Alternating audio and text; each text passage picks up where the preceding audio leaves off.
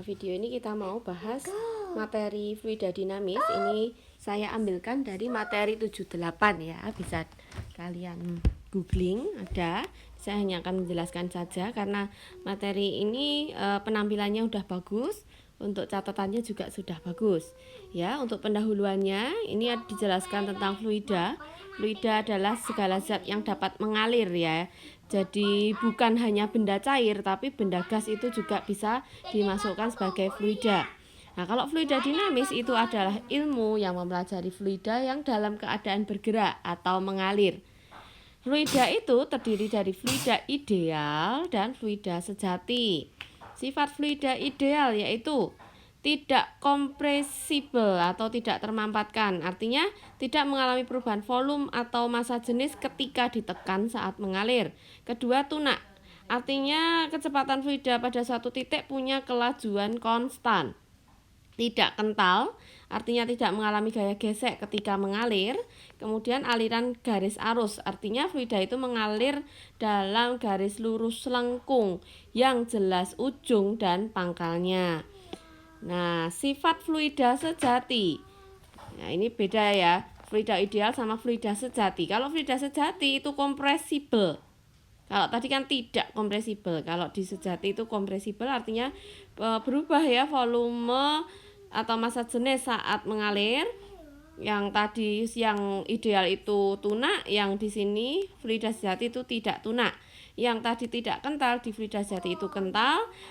Aliran garisnya aliran arusnya berupa garis-garis itu dalam fluida ideal, tapi kalau dalam fluida sejati alirannya turbulen, jadi berputar-putar.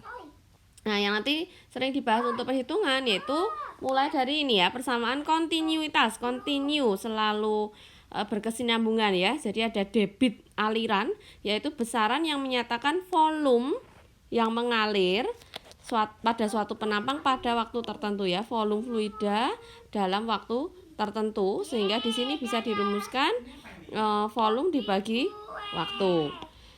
Bisa juga kita rumuskan dengan luas penampang kalikan kecepatan aliran ya, sehingga dua persamaan ini bisa kita jadikan seperti ini. Q sama dengan Q, di mana V per T itu sama dengan luas penampang kita kalikan dengan kecepatan aliran ya. Persamaan kontinuitas ini menjelaskan bahwa massa fluida yang masuk dalam suatu penampang akan keluar lagi di ujung penampang lain dengan massa yang sama. Oleh karena itu debit di semua titik penampang adalah sama. Walaupun kalian menemui penampang di ujung ini lebih besar daripada ujung yang lainnya. Nah, misalnya gini. Ini debitnya sama di titik A ataupun di titik B itu akan mengalami mempunyai debit yang sama besar. Selanjutnya, nah ini ya contohnya ya.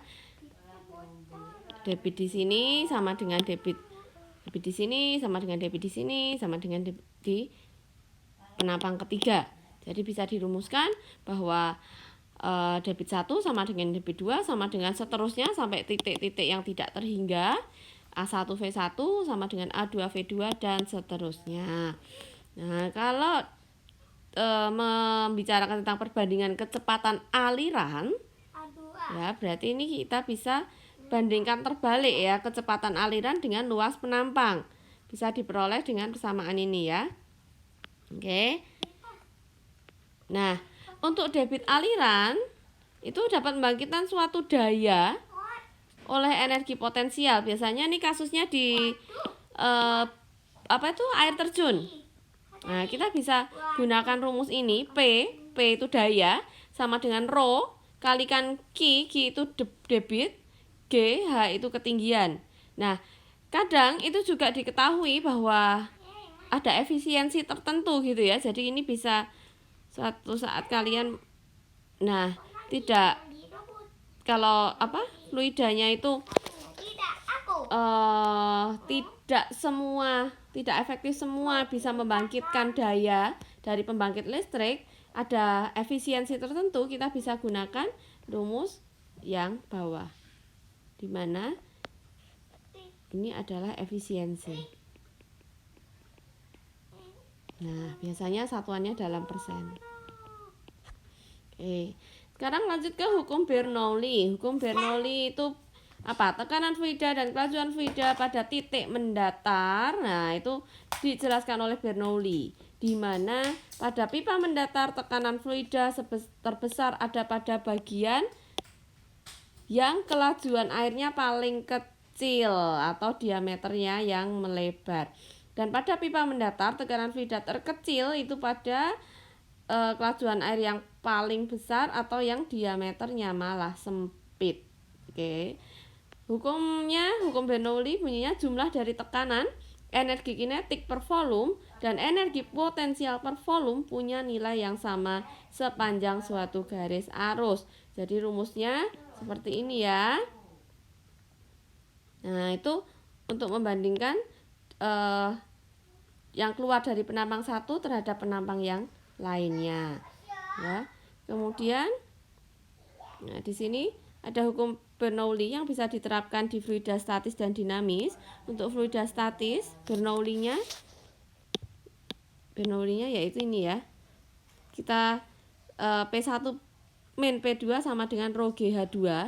Kalau yang di fluida dinamis itu pada pipa mendatar hanya ada perbedaan kecepatan. Jadi kenapa muncul dua rumus ini? Ya, ini asalnya dari rumus ini, rumus umumnya.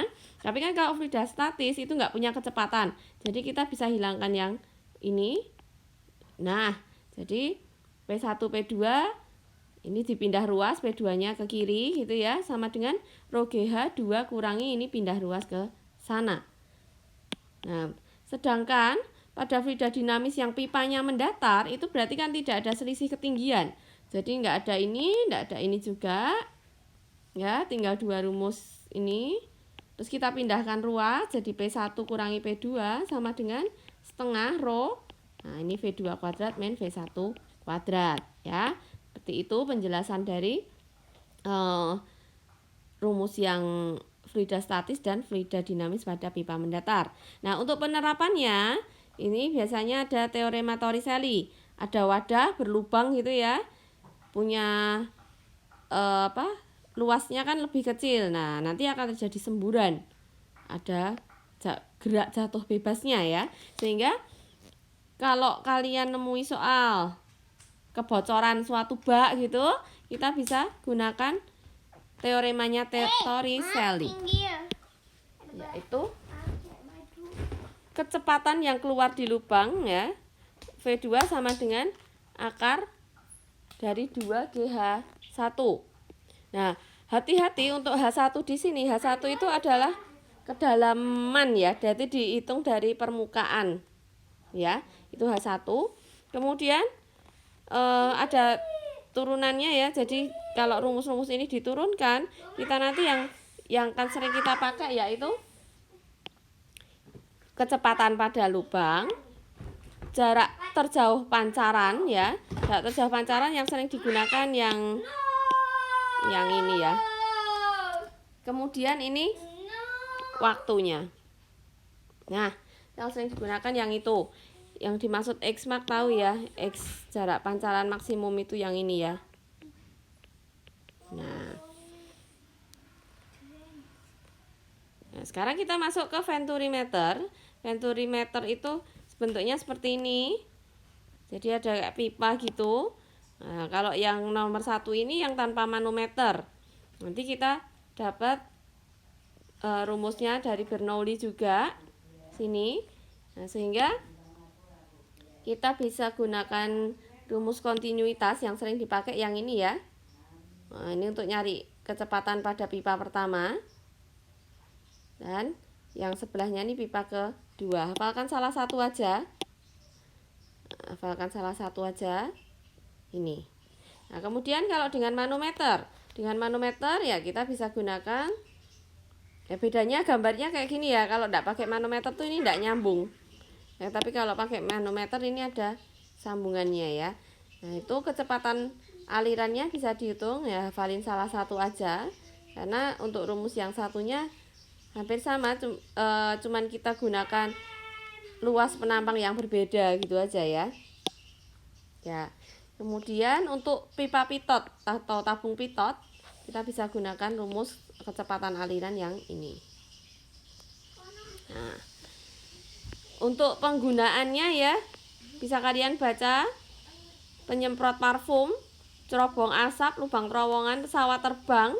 Nah, pesawat terbang ini seringkali untuk soal ini gini ya, kapan pesawat terbang itu bisa terangkat, kapan bisa mengudara, kapan bisa landing gitu ya. Nah, syarat agar pesawat terbang dapat terbang itu ya bisa kalian lihat di sini. Jadi tekanannya yang bawah itu harus lebih besar daripada tekanan yang atas.